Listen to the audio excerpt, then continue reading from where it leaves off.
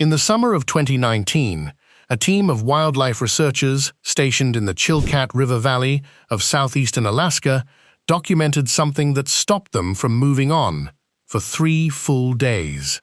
They had set up a blind along a salmon stream to record bald eagle hunting behavior during the late-run chum salmon surge, a period when eagles congregate in numbers that can exceed 400 individuals along a single stretch of river.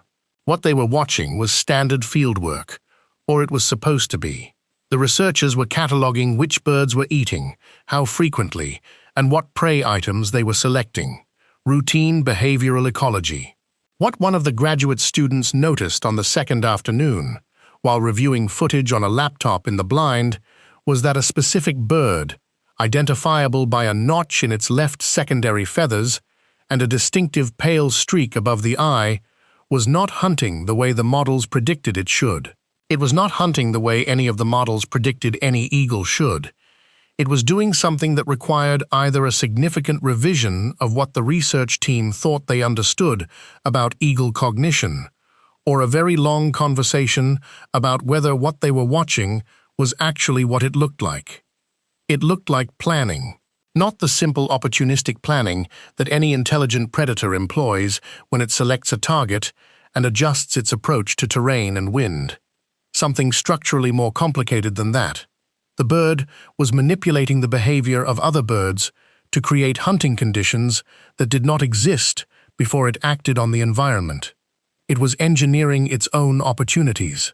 And it was doing it in a way that required the researchers to consider very seriously whether the animal in front of them understood something about the behavior of the fish below the water surface, the behavior of the other eagles around it, and the relationship between those two things, well enough to deliberately construct a situation that served its individual hunting interests at the expense of every other bird in the immediate vicinity. This is not the story that gets told about bald eagles. The story that gets told is a different one. It involves a large, photogenic, aerially spectacular bird that has become the most recognizable wildlife symbol in American history. A species that was nearly driven to extinction by a pesticide that we banned in time. A conservation success story that represents one of the genuine achievements of the environmental movement. That story is true, entirely, and it matters. But it has created a specific kind of cognitive ceiling on the public understanding of what bald eagles actually are, as predators, as cognitive animals, as behavioral entities moving through an ecological world with a sophistication that the icon status of the species has actively obscured. The research that emerged from that Chilcat River observation and from a network of subsequent studies conducted between 2019 and 2024 in Alaska, the Pacific Northwest, the Upper Midwest, and the Chesapeake Bay watershed, has produced a picture of bald eagle hunting intelligence that the field of raptor cognition did not have 5 years ago. Not because the eagles changed, because the research methodology finally caught up with what the eagles were doing.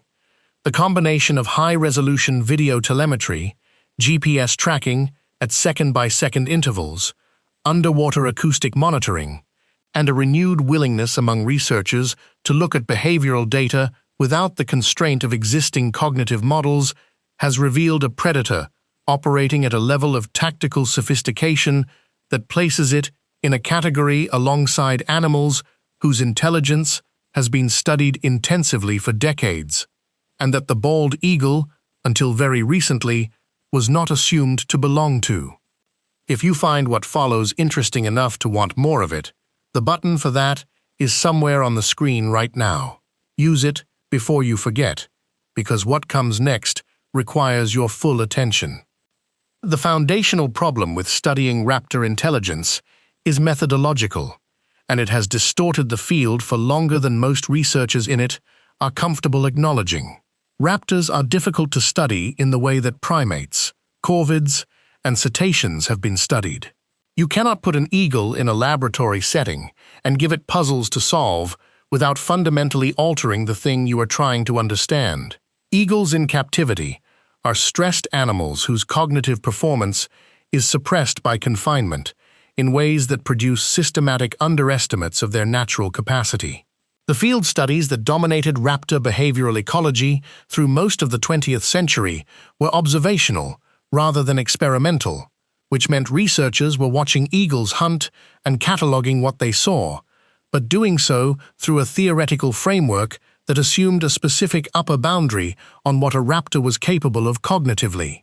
That upper boundary was set by a combination of neurological assumptions about avian brain architecture, assumptions that turned out to be substantially wrong, and a general theoretical commitment to parsimony in explanations of animal behavior that defaulted to the simplest possible cognitive account of any observed action. The simplest cognitive account of a bald eagle hunting a salmon is something like this. The eagle spots a fish near the surface, selects an attack angle based on sun position and wind, executes a dive, grabs the fish, returns to a perch to consume it. This is accurate as far as it goes.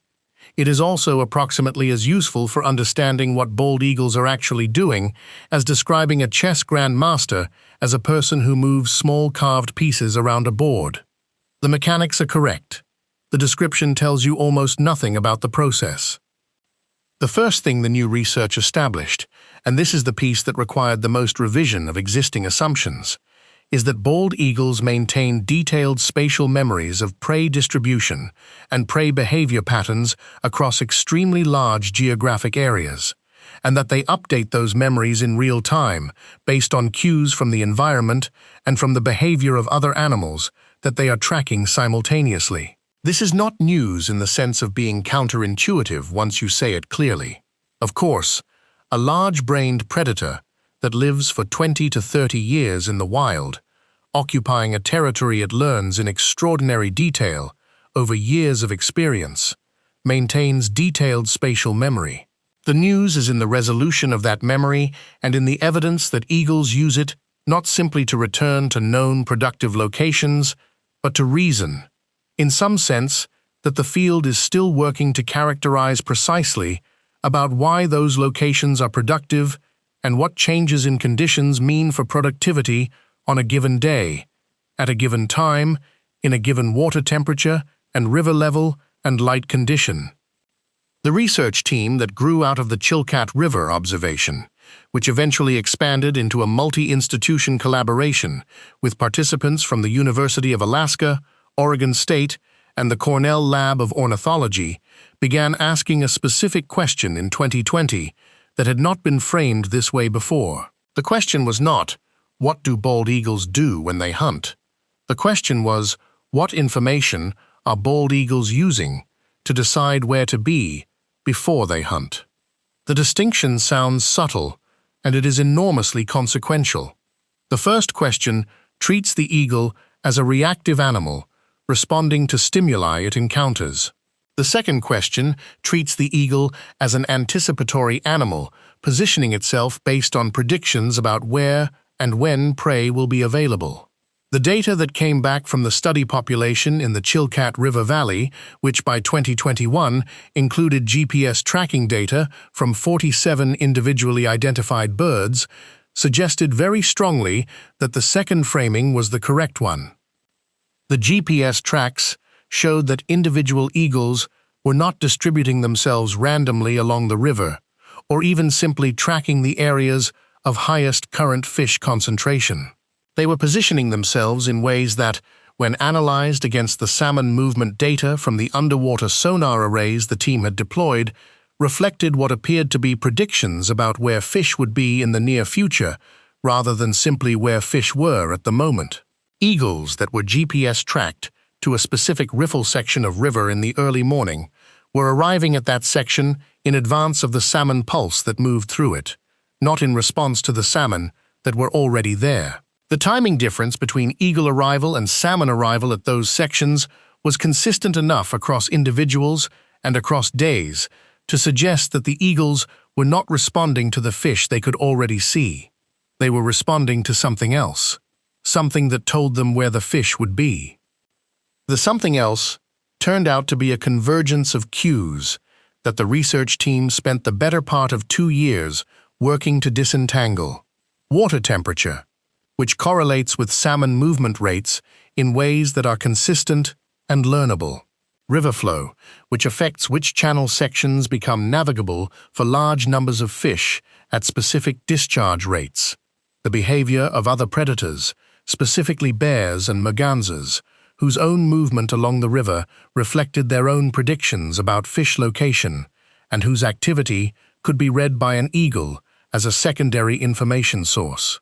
The behavior of smaller, more mobile birds, specifically ravens and glaucous-winged gulls, that often detected fish concentrations before eagles arrived, and whose activity patterns above specific river sections served as reliable signals.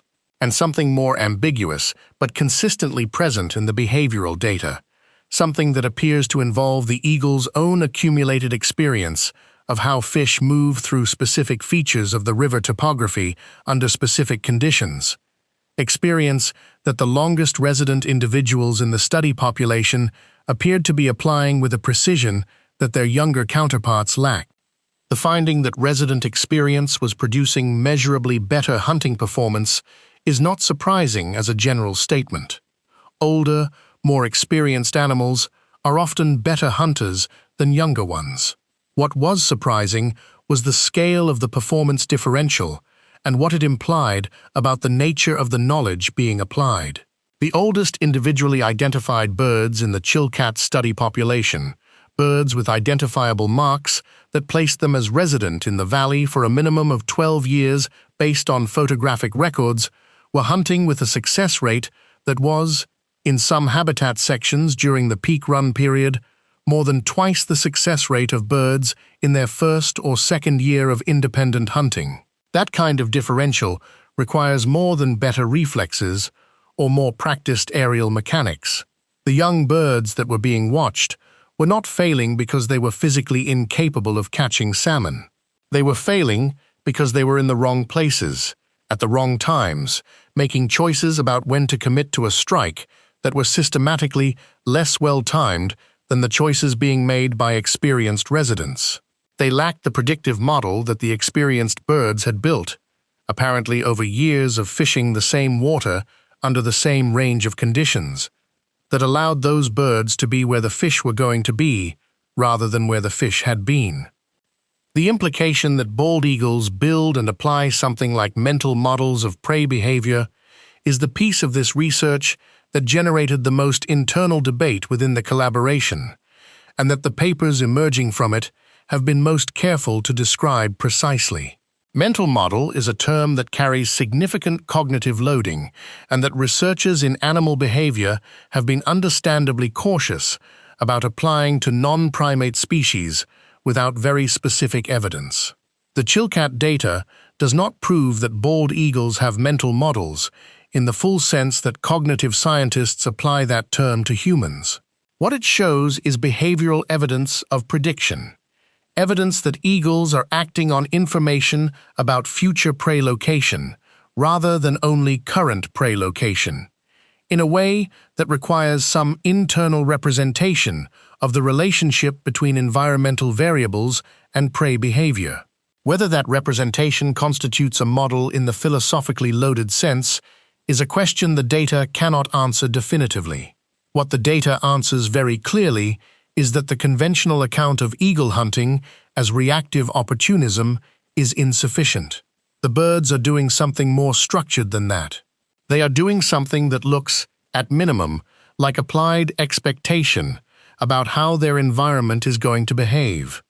The manipulation behavior that the initial Chilcat observation recorded is the piece of the new research that has attracted the most attention, for obvious reasons, and that deserves the most careful description because it is the most easily misunderstood. What the notch-winged bird was doing on that second afternoon in August 2019, as reconstructed from the video data and the GPS tracks of the surrounding birds, was not simply finding food and eating it.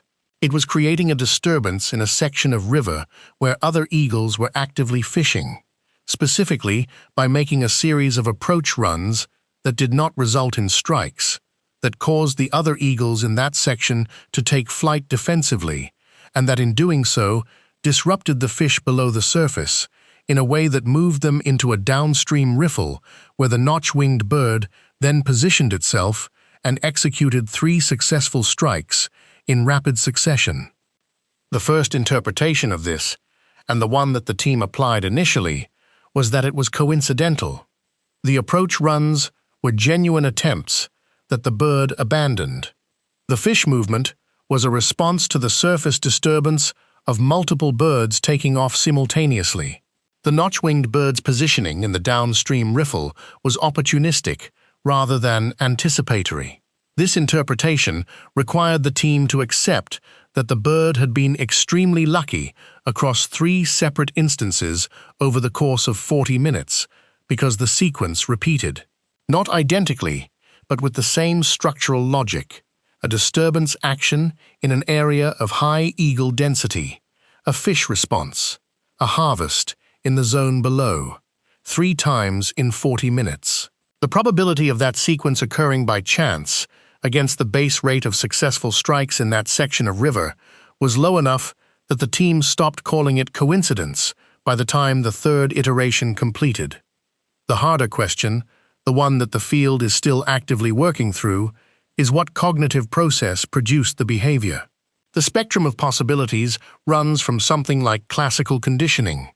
The bird has learned through repeated accidental experience that disturbances in eagle-dense sections of river are followed by fish in the downstream riffle, and is executing the disturbance as a learned trigger without any explicit representation of the causal mechanism.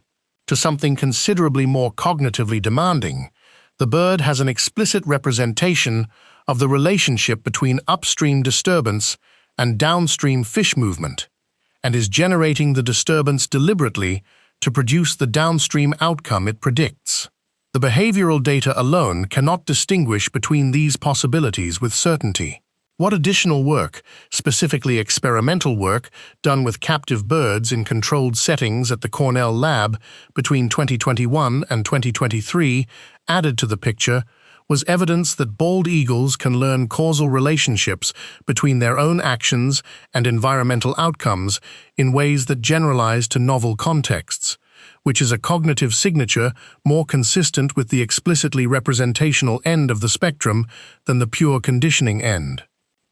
The captive work is worth describing in some detail because it addressed the methodological problem of captivity directly by using a paradigm that was designed to test causal reasoning rather than simple associative learning. The paradigm, adapted from tools used to study causal cognition in corvids and great apes, presented eagles with a situation in which a prey item was accessible only through an action that modified the environment in a specific way, specifically displacing a floating obstacle that blocked access to a fish in a tank below a perching platform. The eagles that performed best on this task were not simply learning that pushing the obstacle produces a fish. They demonstrated transfer of the learned causal principle to novel obstacle configurations that required them to apply the push-to-displace logic in ways they had never experienced before. Transfer is the key signature. It means the animal is not retrieving a learned sequence. It is applying a learned relationship to a new instance of the same relationship. That is, in the framework that cognitive scientists use, a hallmark of representational rather than purely associative cognition. The captive work also produced a finding that was unexpected and that has significant implications for understanding how bald eagles process the information available to them in a hunting context. Eagles tested in the causal cognition paradigm performed significantly better when tested after observing another eagle that had already solved the task than when tested cold, without prior observation. This is, in a specific technical sense, evidence of social learning. The observing eagle was extracting information from watching the demonstrating eagle and using that information to accelerate its own solution of the same problem. Social learning of the kind measured in this paradigm requires the observer to represent Not just what the demonstrator is doing, but what the demonstrator's action is doing to the environment, and to use that representation to generate its own version of the action in a novel context. It is a cognitively demanding form of learning that has been extensively documented in primates, corvids, and cetaceans, and that was not, until this work appeared, documented with this degree of experimental rigor in any raptor species. The social learning finding loops back to the field data in a way that the research team spent considerable time tracing through the GPS and behavioral records.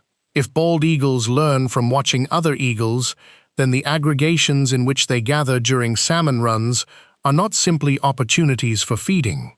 They are, simultaneously, opportunities for observational learning at a scale that solitary or more dispersed hunters do not have access to. A young eagle, spending its first salmon season in the Chilcat Valley, surrounded by hundreds of experienced adults, is embedded in an information-rich environment in which skilled hunting is being performed constantly within visual range.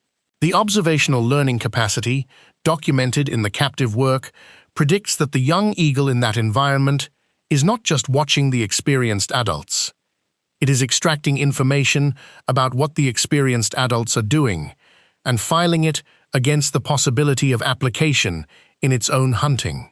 The question of whether the 3 to 5 year performance acceleration that the field team documented in young Chilcat birds, a faster trajectory than comparable birds in less eagle-dense environments, reflects the observational learning opportunity of the aggregation, is not answered definitively by the current data.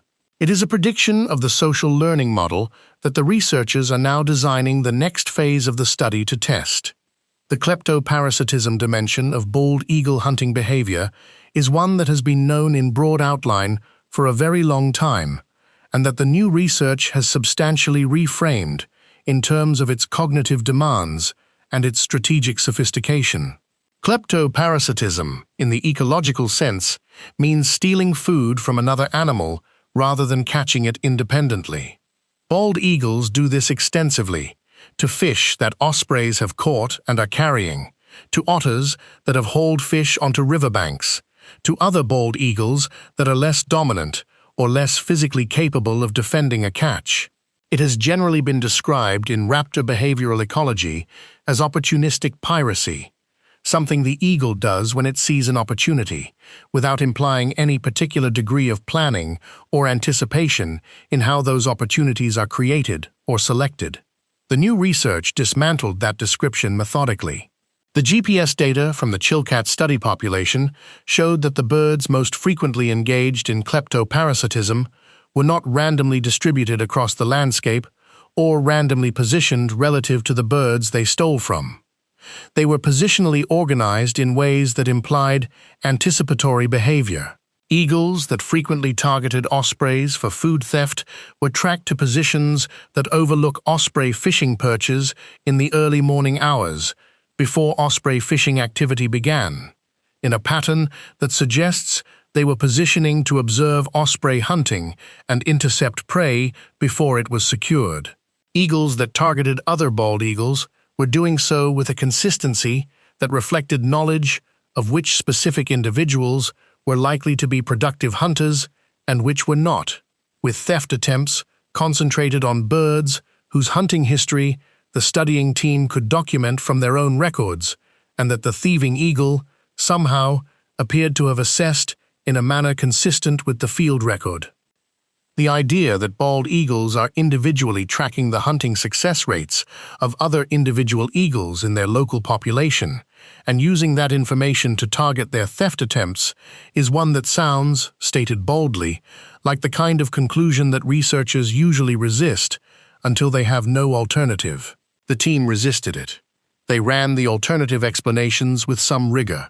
The theft attempts were not simply concentrated on the largest catches, which would have been explicable as simple perceptual targeting of the most visible and valuable items.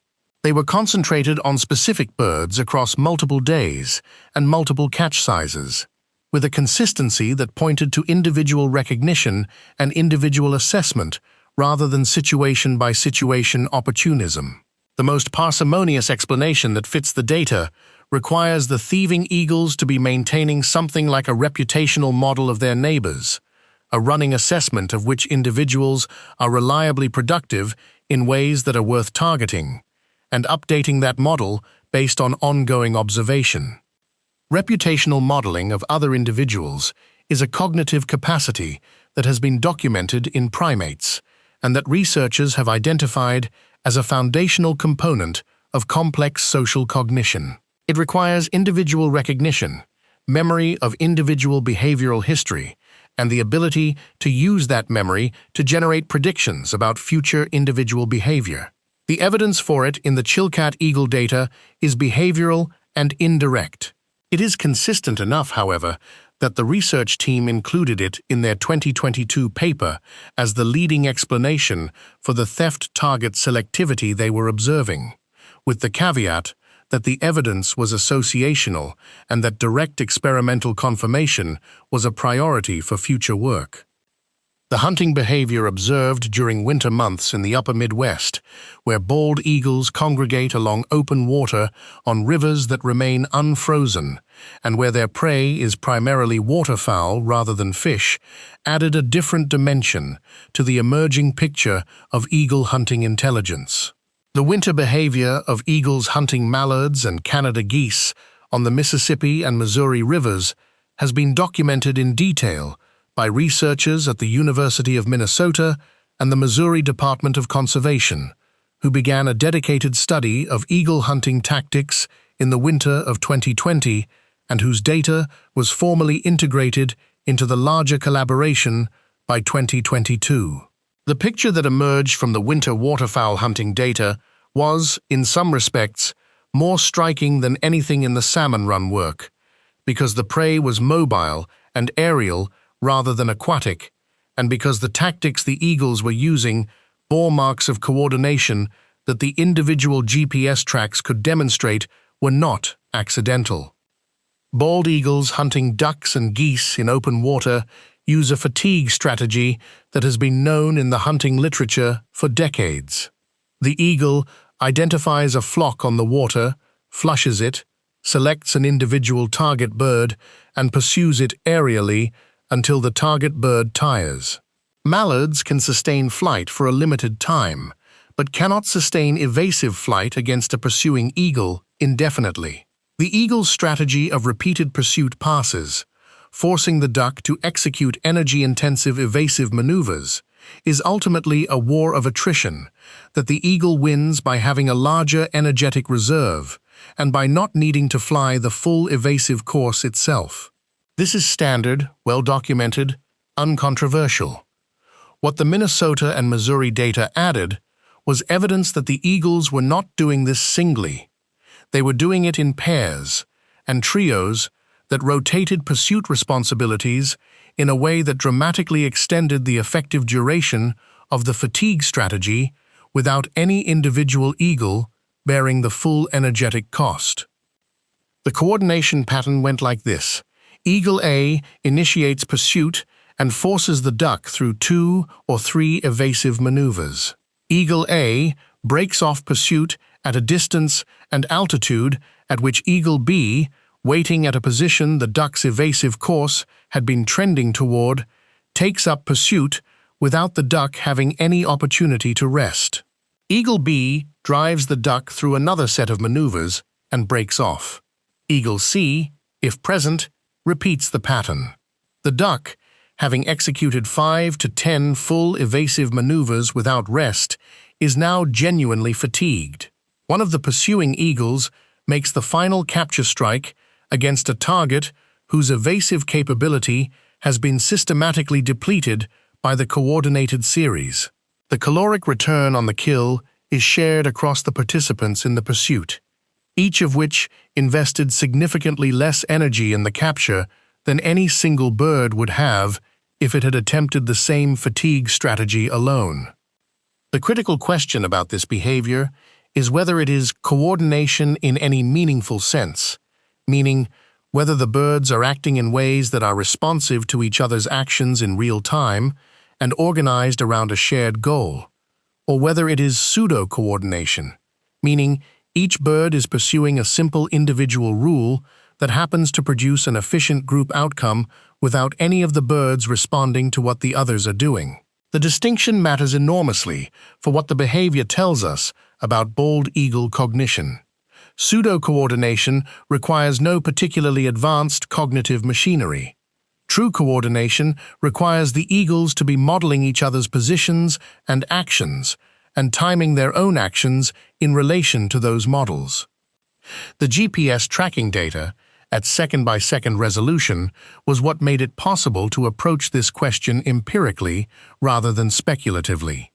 The tracks showed that the eagles making the relay passes were adjusting their positions in response to changes in the direction of the duck's evasive course in ways that a fixed positional rule could not explain. When the duck changed its evasive trajectory significantly, the eagle waiting for the handoff moved to a new position that reflected the duck's new trajectory, not its predicted original trajectory.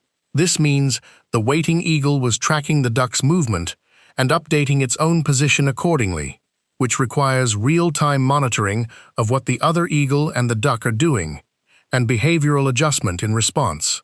That is, at minimum, reactive coordination rather than pseudo-coordination. Whether it involves anything that deserves to be called a shared goal or a shared plan is a philosophical question that the GPS data cannot resolve. What the data resolves is that these birds are responding to each other's behavior and to the prey's behavior simultaneously, in real time, and adjusting their own behavior accordingly. The species that this coordinated hunting behavior most closely resembles in the behavioral ecology literature is not another raptor. It is Harris's hawk, the only other North American raptor species for which coordinated group hunting has been rigorously documented, and whose coordination complexity has made it the subject of intense study in the sociality and cognition literature for 30 years. The bald eagle is a much more solitary bird than Harris's hawk under normal conditions, which makes the winter waterfowl hunting behavior all the more remarkable as a departure from the species' default social organization. The eagles are not cooperating in the way that highly social species cooperate. They are not pair-bonded hunters with a lifetime of coordination experience. They are birds that have aggregated around a shared resource, that are individually known to each other through the dominance hierarchies they establish at winter congregation sites, and that are apparently finding it advantageous to coordinate pursuit of prey that requires more than one bird to run down efficiently. The conditions under which bald eagles engage in this coordination and the conditions under which they revert to solitary hunting are now the subject of active investigation. The preliminary pattern from the Missouri data suggests that coordination is more likely when the prey flock is large and mobile, and when the water conditions restrict the prey's option to simply dive and escape. Conditions that simultaneously make solitary pursuit less efficient and make the fatigue relay strategy more productive. The relationship between bald eagle hunting intelligence and the species' ecological flexibility is one of the most important threads running through the new research, and it is one that has direct implications for understanding why the species survived its near-extinction event and recovered as completely and as quickly as it did. Bald eagles were reduced to fewer than 500 nesting pairs in the contiguous United States by the early 1960s, primarily by the eggshell thinning effects of DDT that caused catastrophic breeding failure across most of their historical range. The recovery following the DDT ban in 1972 and the Endangered Species Act protections that followed has produced a current population estimated at more than 10,000 nesting pairs in the lower 48 states, with an additional 20 to 30,000 individuals in Alaska. The recovery is one of the great wildlife conservation success stories of the 20th century and deserves to be understood as such. What the recovery record also shows, when examined against the behavioral data that the new research has produced, is that the cognitive flexibility documented in the hunting behavior is matched by an ecological flexibility that allowed recovering bald eagle populations to colonize habitats and exploit prey bases that were not part of the species' historical profile in the regions where they were most heavily impacted. Eagles colonizing the interior of the continent, far from the salmon rivers and coastal fisheries that constitute the most iconic bald eagle habitat, did so by proving to be capable of hunting a far wider range of prey than the salmon specialist image of the species implies.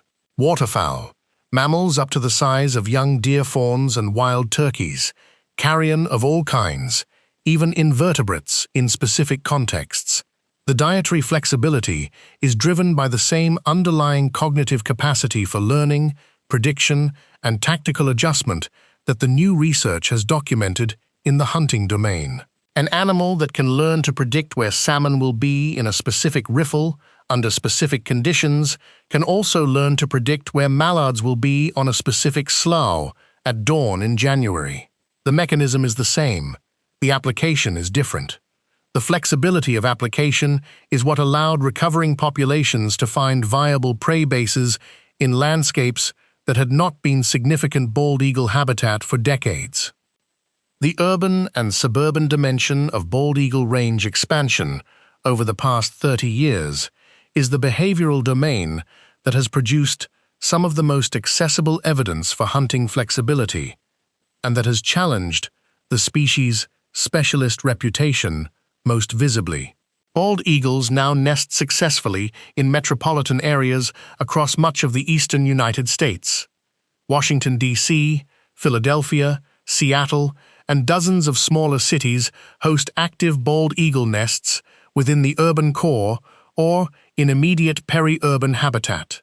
The eagles in these urban and suburban environments are hunting a prey base that would have been largely unavailable to their historical counterparts.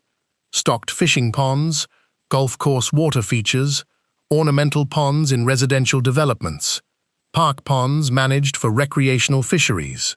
They are also interacting with urban wildlife in ways that the new research has begun to document with some precision, including taking domestic chickens, rabbits, and small dogs in incidents that have generated significant local controversy and that mirror the prey-switching dynamics documented in the habituated mountain lion research. The urban eagle is not a cognitively degraded version of the wild eagle. If anything, the behavioral record suggests the opposite. Urban breeding pairs that have successfully established territories in human-dominated landscapes are among the most behaviorally flexible individuals in the recovering population. Birds that have learned to exploit novel prey, tolerate high levels of human proximity, navigate complex artificial terrain, and maintain nesting success in environments that impose challenges that no eagle in the historical literature was expected to face. The young produced by these urban pairs are raised in environments that expose them, from the earliest days of post-fledgling independence to a far wider range of prey and hunting contexts than their historical counterparts encountered. The observational learning capacity, documented in the captive and field studies, predicts that this early exposure produces birds whose hunting repertoire is, from the start of their independent lives, broader and more flexible than the repertoire of birds raised in more homogeneous wild habitats. Whether this represents an evolutionary trajectory, a directional pressure toward a more cognitively generalized bald eagle population, or simply a within-lifetime behavioral flexibility that the existing population has always had and that is only now being expressed in a wide enough range of novel contexts to be visible, is a question that the current data cannot answer. It is, however, one of the most interesting questions in the new research program, and the answer to it will determine what the bald eagle looks like as a species in a century characterized by ongoing and accelerating habitat transformation. If the cognitive flexibility is primarily learned and within lifetime, the species' capacity to exploit novel habitats depends on each new generation figuring out novel contexts anew, with whatever boost the observational learning capacity provides. If there is also a genetic dimension, If the populations that have been successfully occupying novel habitats for multiple generations have been selected for some underlying cognitive trait that made their founders more likely to successfully exploit those habitats in the first place, then the recovery process has potentially been, simultaneously, a selective process that is quietly reshaping the cognitive profile of the species. This would be unusual enough to be very important, and the researchers involved in the new program have flagged it as a priority question for genetic and behavioral work that is now in the early planning stages. The kleptoparasitism research produced a finding that deserves separate treatment because its implications extend beyond bald eagle behavioral ecology into the broader question of how individual hunters decide when to invest in independent effort and when to invest in extracting returns from the effort of others. The data from the Chilcat study showed that individual birds differ substantially and consistently in the proportion of their daily food intake that comes from theft versus independent capture. These individual differences are stable across years and across the different prey bases available in different seasons. A bird that is a heavy kleptoparasite during the salmon run is also a heavy kleptoparasite during the winter waterfowl period and during the spring herring spawn. A bird that is a predominantly independent hunter shows the same consistency across seasons. The differences are not explained by dominance alone. Some highly dominant birds are also heavy kleptoparasites, which is what you would expect if theft becomes a viable strategy when dominance makes it low risk. But some dominant birds are predominantly independent hunters, and some subordinate birds manage to extract a significant fraction of their diet through theft by selecting targets carefully and timing their attempts to avoid retaliation. The bird that practices theft in a behaviorally selective way, targeting specific individuals, timing attempts strategically, minimizing its own exposure to physical retaliation, is doing something that requires a more sophisticated assessment of the social and behavioral environment than the bird that simply attempts theft whenever it is dominant enough to succeed. The latter strategy is available to any bird that has the physical status to back up a threat.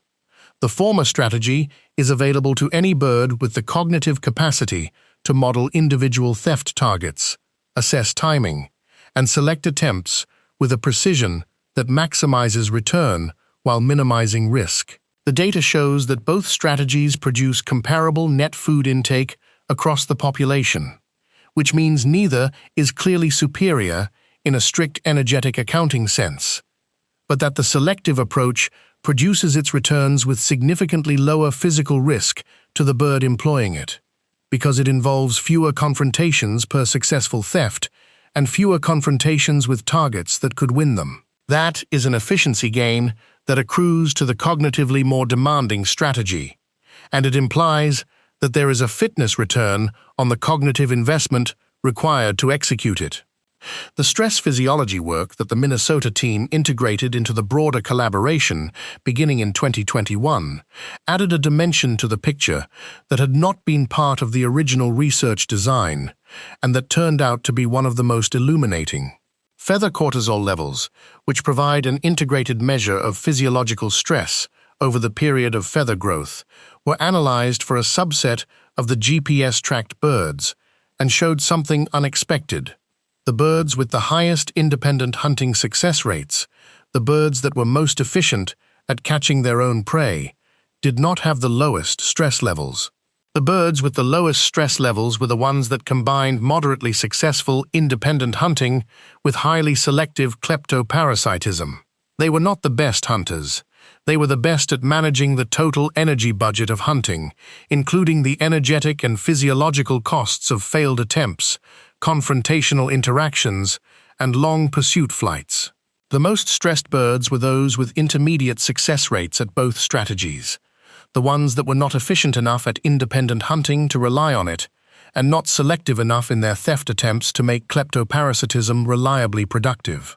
This is a population of birds caught between strategies, applying each with insufficient precision to extract the full return either offers, and paying a physiological cost for the inefficiency. The management and conservation implications of the new research are not primarily about what needs to be done differently for bald eagles, whose conservation status has improved enormously and whose population is in a genuinely good place relative to where it was 40 years ago. The implications are more about what the new understanding of bald eagle cognition means for how we study, manage, and make decisions about raptors more broadly, and about what it means for the frameworks we use to understand the ecological role of large, intelligent, apex predators in the systems they inhabit. If bald eagles are doing what the evidence says they are doing, maintaining detailed predictive models of prey behavior, learning from observation of other individuals, coordinating group hunting in real time, tracking and applying individual reputations in social interactions, and managing multi-strategy behavioral portfolios with a sophistication that produces measurable fitness differences, then their ecological impact on the systems they inhabit is not simply the sum of the prey they remove. It is also the behavioral influence they exert on those systems through the intelligence of how they hunt.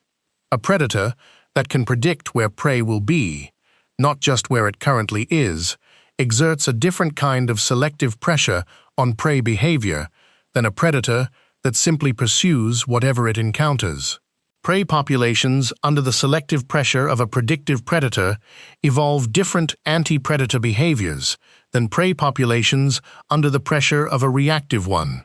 The behavioral impact of the eagle on the salmon, the duck, the goose, the osprey it targets for theft, is downstream of the eagle's cognitive capacity in ways that the field of raptor behavioral ecology has not yet fully begun to analyze.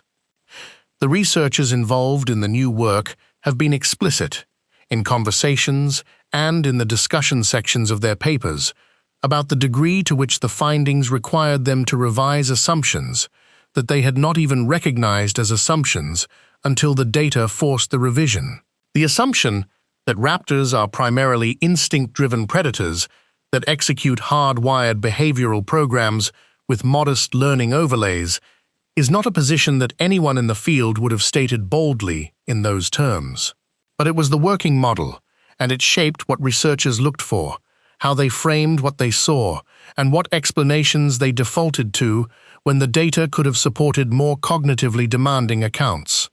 The Chilcat graduate student who called the senior researcher over to look at the footage on the laptop on that August afternoon was not initially certain that what she was seeing was real. Her uncertainty was not about her eyesight. It was about whether what she was looking at was possible, given what she had been taught to expect from a raptor. The revision of that expectation is what the subsequent 5 years of work has documented, with a rigor and a consistency that has moved the finding from surprising observation to established result. The bald eagle is not a new animal. It has been doing what it does for the entire span of its evolutionary history, hunting with the intelligence it has, using the cognitive tools it has, in the same rivers and coastal waters and winter sloughs where the new research has been watching it. The newness is in the watching. The newness is in the resolution of the technology that allows the watching to capture second-by-second positioning across dozens of individuals simultaneously, in the willingness to bring the causal cognition paradigms developed for primates and corvids into the laboratory work with a raptor species that was not previously considered a candidate for that kind of testing, and in the openness among the researchers involved to let the data revise the models rather than fitting the data to assumptions the models had already established. What has changed in the past 5 years is not the eagle. What has changed is the quality and the ambition of the attention being paid to it. The eagle was always planning ahead. It was always reading its neighbors. It was always managing its behavioral portfolio with a sophistication that the standard account of raptor intelligence could not accommodate. The research that documents all of this is doing what the best field science does when it encounters an animal it thought it understood. It is discovering that the animal was always more than the understanding of it. The notch-winged bird that stood at the center of the Chilcat observation in 2019 was not doing anything unusual for a mature, experienced bald eagle in its prime hunting season. It was simply being what bald eagles are, an apex predator with a hunting intelligence that the science built to study it had substantially underestimated for decades, and that 5 years of new work has now, in the most consequential ways, finally begun to see clearly. The river the eagle hunted was the same river it had fished for a decade. The salmon were the same salmon.